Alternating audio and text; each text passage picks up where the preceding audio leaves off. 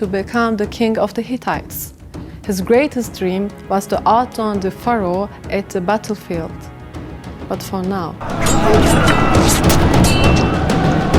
world history for the first time witnessed two armies of this magnitude clashing. And there was a problem. The armies could not defeat each other. The battlefield became a hell. And there was no clear victor in Kadesh. The Hittite-Egyptian hostility did not end in Kadesh. The tension continued for 16 years. New powers were emerging that threatened the area. An unexpected move was required to survive.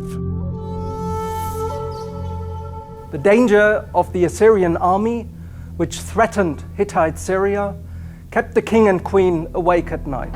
War seemed to be imminent.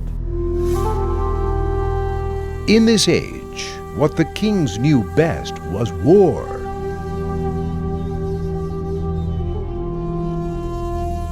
The new king, Hattusili III, and Queen Puduhepa made a decision.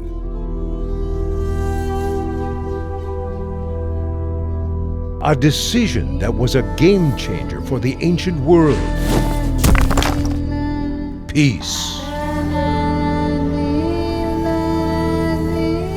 The king preferred a more humane and economical way, instead of war, to provide security for his country.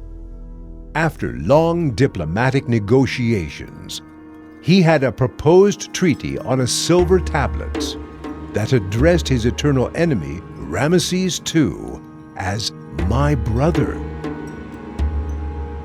Yes, one of the most striking texts of the world history was being written. And for the first time in the ancient world, a woman impressed her own seal on an international treaty. How would Pharaoh react to this offer that was brilliant but unusual for his world? This was very unusual for an Egyptian pharaoh. He must have had ideological reasons for doing this.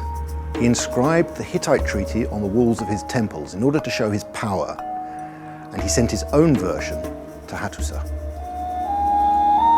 The Hittite king did not discover anything new.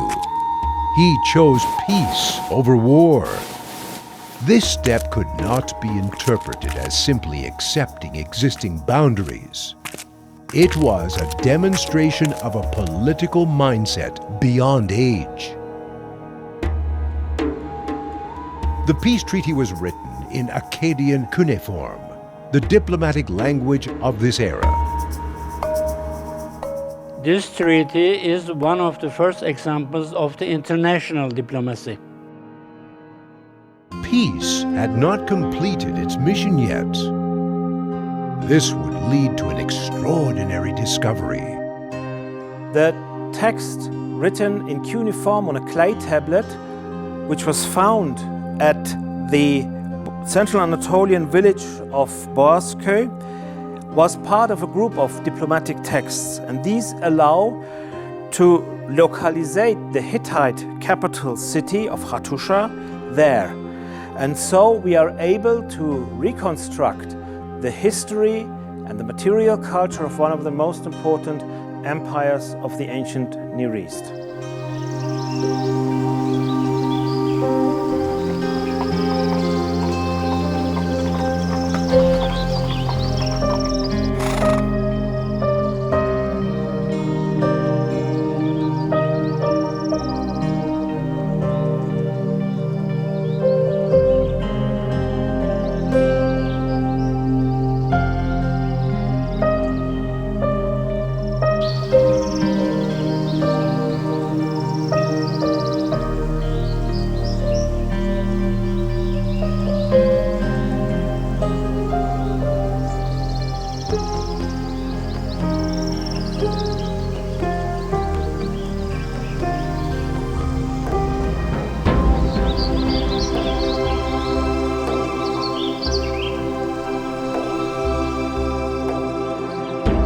This text challenges the view that humans are inherently warlike.